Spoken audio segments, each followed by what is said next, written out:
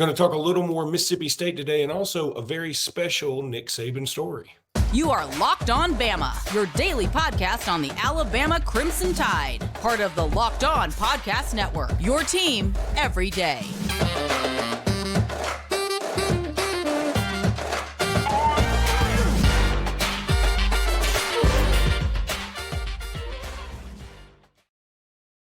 Hey, everybody, and welcome back into Locked On Bama. Luke Robinson, that's me. Jimmy Stein, that's normally him. Not today. I'm going to be pretty much flying solo, but I am going to welcome in a guest named Stan Young. You know, who is Stan Young? Stan Young is an Auburn fan. I know, why am I having him on Locked On Bama? Well, he had told a story on Bama 24/7 that just captured my attention. You know, Nick Saban is always thought of as the most diabolical person in the evil town when it comes to Auburn. And I thought, hey, why not have somebody tell a good story about Nick Saban who's not an Alabama fan? That way, not a ton of bias. So want to welcome in Stan now. Stan, how you doing, buddy? Doing good. Glad to have you. Thank you for taking time. Thank you for pulling over and not driving while you're telling this story. Yeah. I want to obey all state traffic laws, so I do that. Stan, again, I just saw your post on Bama 24/7 talking about this Nick Saban story that you just sort of threw out there. And I think it was very intriguing and really very touching. And that's one thing that a lot of people don't understand about Saban. I've had the opportunity to meet him a few times. I'm not saying I've ridden in his Mercedes or anything, but I have certainly met him a few times. And I know people who know him well. And I can tell you that the reputation he has of some of Alabama's arch rivals is unfounded for the most part. I get it. You know, you see him throw his headsets down and you see him do this, you see him do that. And I think by law, Alabama and Auburn fans must hate each other's respective coaches. You're right. But Nick Saban is an interesting cat. And I'm just going to give you the floor and let you tell the story about your sister. Yeah, happy to do it. Listen, grew up in a great Christian home. My sister is about 2 years older than me. She grew up an Alabama fan. I grew up an Auburn fan. My parents were Auburn fans. We would like to play practical jokes on each other, you know, tricks and things like that. But I loved her, you know, dearly, like any brother would.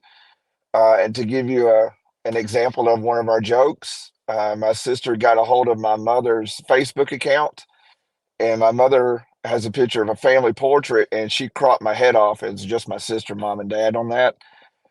So we'd do stuff like that. And I was a full-time student minister for about 17 years, and one of my students was recruited Saban's first year there back in 2009. That's the same year my sister got diagnosed with breast cancer, and she was living in Kentucky at the time. And I asked my student, I said, hey, man, I know it's crazy. That's when Alabama started, you know, winning everything under the sun. A lot of requests for autographs I know were going on. And I said, you know, he knew about my sister and the cancer and everything she had. And I asked him, I said, is there any way you could get an autographed picture? I was just thinking that, you know, Saban signed something, just his name, and I was going to give it to her for Christmas when she decided to have the surgery.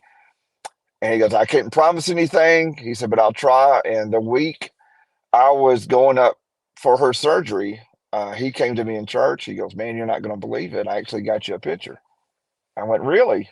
He goes, yeah. And he handed it to me. And on the picture, you know, like I was saying, I was just expecting just his name. But he actually wrote to Shay, spelled her name right, S-H-E-A, get well soon, fight like a champion, Nick Saban. And it was framed. And I was just, you know, taken back by that, you know, from day one. And I told William, I said, well, he's got an Auburn fan for life now because he did that for my sister. And so I went up and I was going to give it to my sister for Christmas, and she took it out, and I was kind of excited for her, you know. She took it out and she goes, I can't believe you did this. I was like, I know. And she was going to throw it away because she thought it was a joke. And I had to convince her for about 5 minutes that it's not a joke. I actually had to show, you know, my student's name and, you know, how we've been texting or whatever.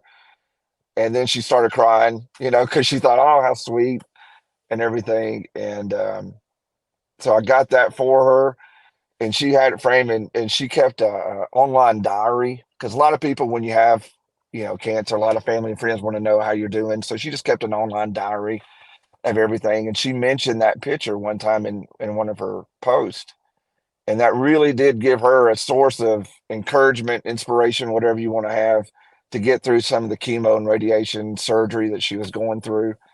Um, Unfortunately, like I posted, on that site, it came back once, about a week or two after my dad passed away.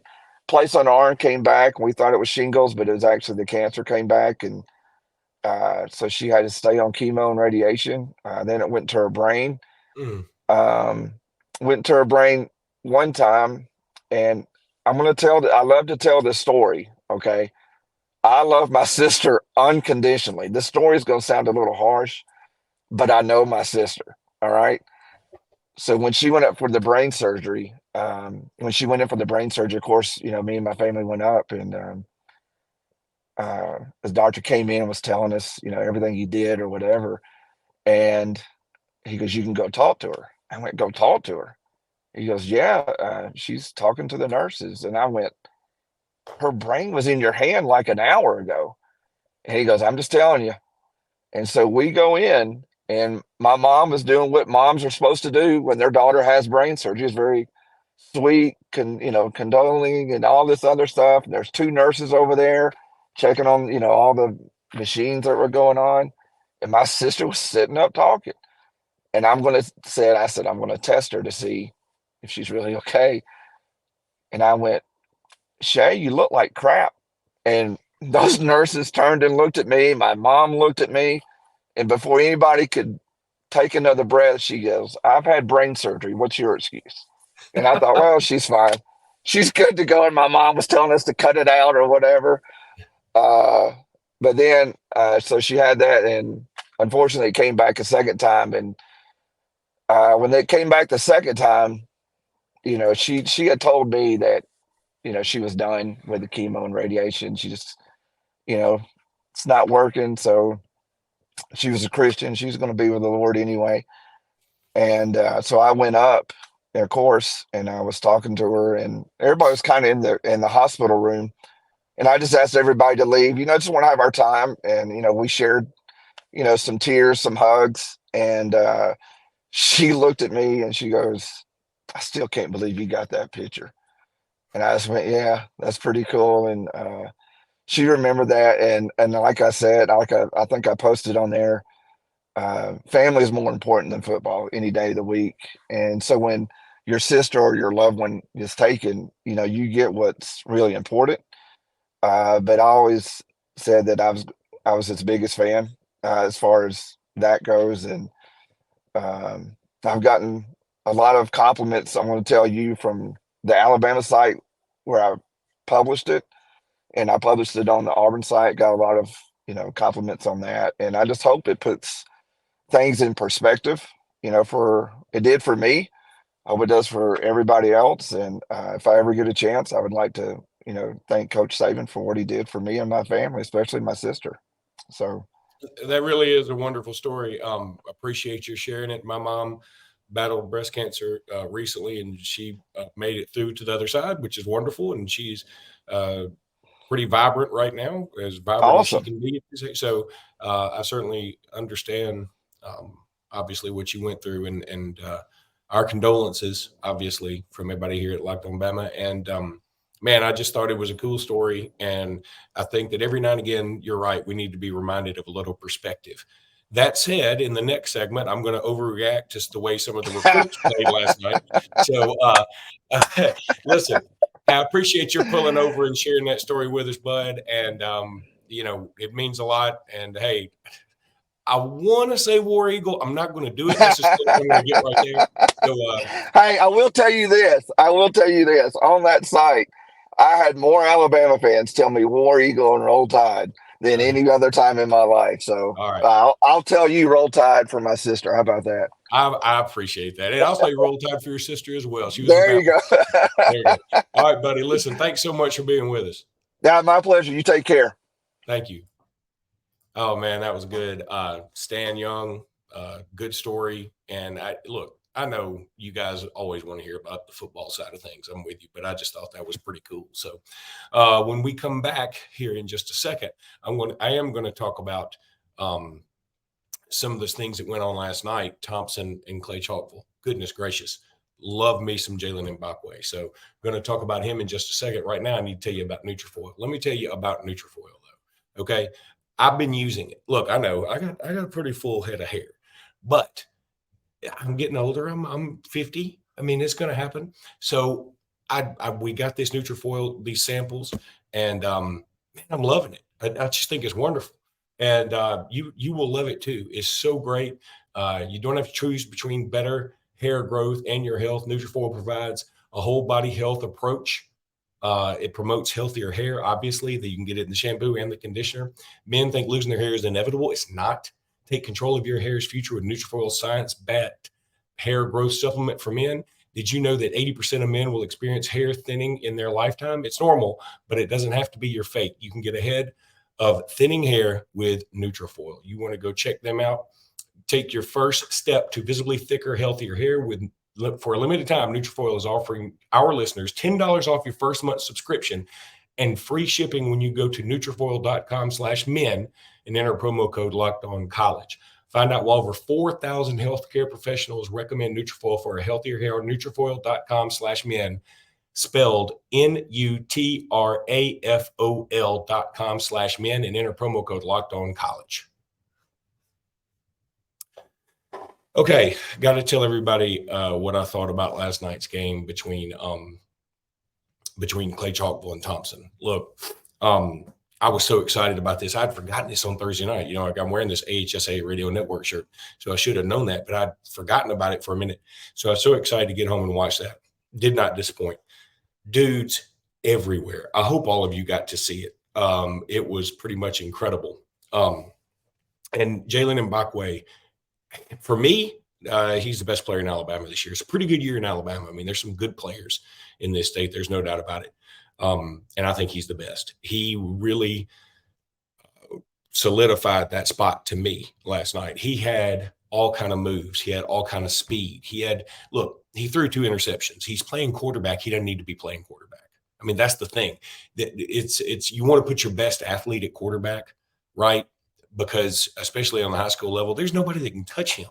So you want him to touch the ball every time. That makes a ton of sense to me. They also have Mario Craver, who I think he impressed me last night too. But it really is the Jaylen Mbakwe show. Over 100 yards, about 100 yards passing, over 100 yards rushing, 5 touchdowns, clearly a 5-star, clearly.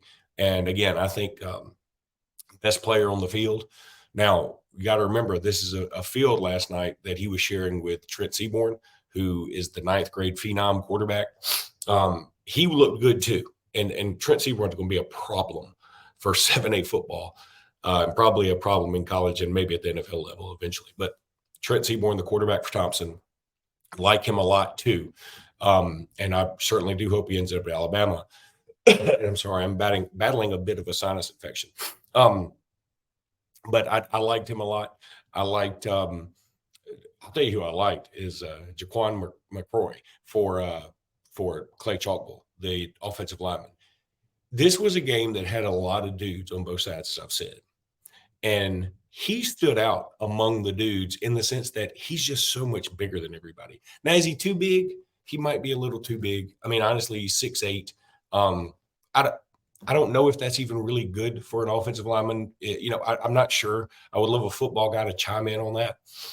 It seems to me that whenever you have an offensive lineman that's 6'8"-ish or even 6'9", it's just too big. I mean, they have problem maybe with leverage. I'm not sure. And maybe he will. But I loved his footwork.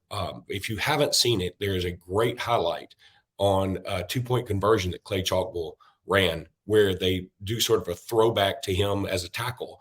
And I guess he's sort of a tight end in this regard, but they throw it to him and 2 Thompson dudes have a beat on him. I mean, he's only got to get a couple yards, right? But he had to back up a little bit. So he started on about the 5 when he got the ball. 2 Thompson dudes have a beat on him. They can't get him down. They cannot get him down. Again, excuse me. But and he was able to meander his way into the end zone. He ends up getting a penalty, I think, for spiking the ball, but so be it. I mean, I would have got the penalty too. Just really, really excited about Jaylen and Mbakwe, though. That's the story. If you didn't get a chance, I highly recommend you go to YouTube, check out the highlights. I would love to post them here. We can't do that. I've learned that the hard way. So go check it out on YouTube. Go check out these highlights. There's one move in particular that was so David Palmer-esque. I mean, honestly, if you want me to describe him, I'm going to say what I saw last night was more of a combination of Jerry Jeudy with Jaylen Waddle. David Palmer is probably not. David Palmer is sort of in his own stratosphere to me. But Waddle and Jeudy mix, I thought would be a very good, maybe some Palmer in there because he played some quarterback. And it obviously isn't his first thing, his forte. But he can do it if he needs to. But there was a move in there where he would been running up the middle all night. He runs up the middle again. He comes out of the pack. So there's a toughness there. And I immediately think about Jaylen Waddle and the punt return against LSU where he almost gets his whole neck taken off. And I think about that. And then he busts through the line. I mean, like you don't see him for a good second, which seems like a long time when you're watching it in real time. You don't see him. And then he comes out and there is a defender right there, a Thompson defender right there, like literally in front of him. And he sidesteps him. So think about the quickness, the intuition to the athletic ability to bust through this mass of humanity. He's going really fast, by the way, because his acceleration is nuts. And he just sidesteps him. There's a great highlight again of David Palmer back when he was at Jackson Olin, doing the same thing at Legion Field. He's returning a punt, and there's a guy coming right at him, had the angle, the whole thing. And Palmer he's running kind of full speed, and he just stops. And the guy just flies right by him. And that's kind of what happened here. He just stopped on a dime. And then he's able to sidestep him and get several more yards. So really, really impressed with Mbakwe. If that has not come through, I really was impressed with Jaylen Mbakwe. I want y'all to know that. All right. So when we come back, I want to talk a little bit more about this Mississippi State game. Going to be a very quick segment.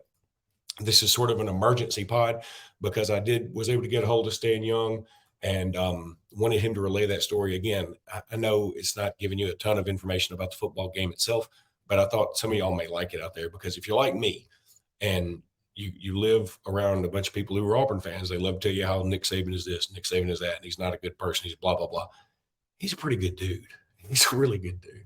Now I want to tell you about eBay Motors. You know you love eBay Motors. We all love eBay Motors. Passion, drive, and patience.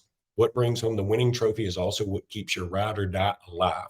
eBay Motors has everything you need to maintain your vehicle and level it up to peak performance. From superchargers, roof racks, exhaust kits, LED headlights, and more. Whether you're into speed, power, or style, eBay Motors has got you covered.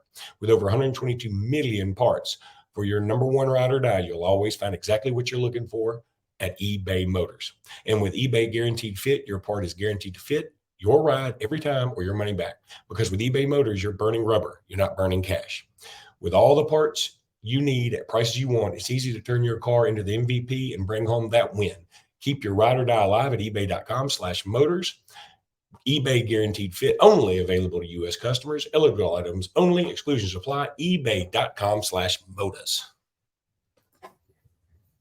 Okay. I want to talk about this Mississippi State game here just for a second. First of all, just dang near criminal. This game's at 8:00. Look, if it's an LSU game at 8:00, I think we all get it. But Mississippi State game at 8:00, the Cowbells is too much, and too much for me to stay up that late. But I'm going to do it because for the people.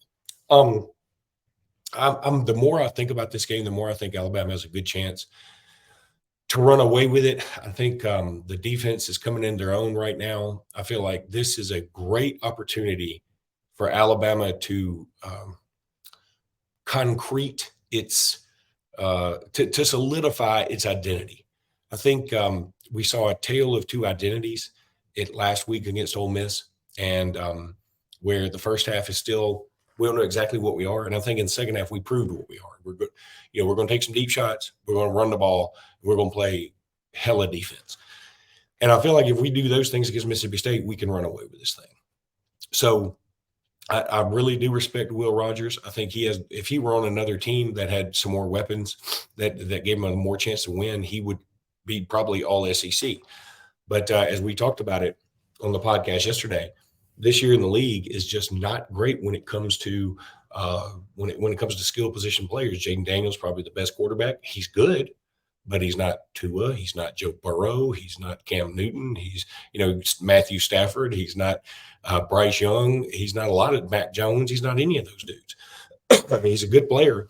But I think that's one of the reasons the Pac-12 is doing so well and being so highly regarded is they have good quarterbacks, and SEC just doesn't necessarily. So that's why I say if Will Rogers were on Alabama's team, I think he would maybe certainly in the discussion for best quarterback in the conference. Meanwhile, running backs, Jaquavius Mark, still not sure he's going to be available. I feel like Alabama does have an advantage there, even if he does play. I know Jaquavius Marks has more rushing yards than anybody for Alabama, but Alabama's more of a platoon system, so that doesn't bother me all too terribly much.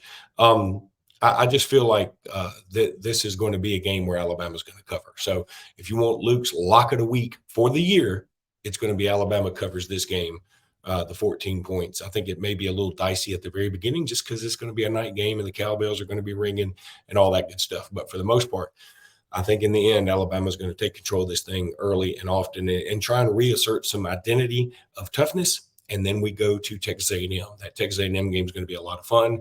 I'm glad it's not a night game. It's a 2:30 game, as you all know. So we'll talk about that on Locked On Bama as the week goes on. Listen, appreciate you guys so much. Thank you for tuning in. I know Jimmy's not here today. I know he usually brings the heat when it comes to information. And I really do appreciate your guys tuning in and following us. You guys are the best. I had a couple of people tell me that they met some people in Ohio that follow the show. Man, love y'all. Thank you so much. All right, let's go beat Mississippi State, and we will talk to you tomorrow after the game. Until then, roll tide, everybody.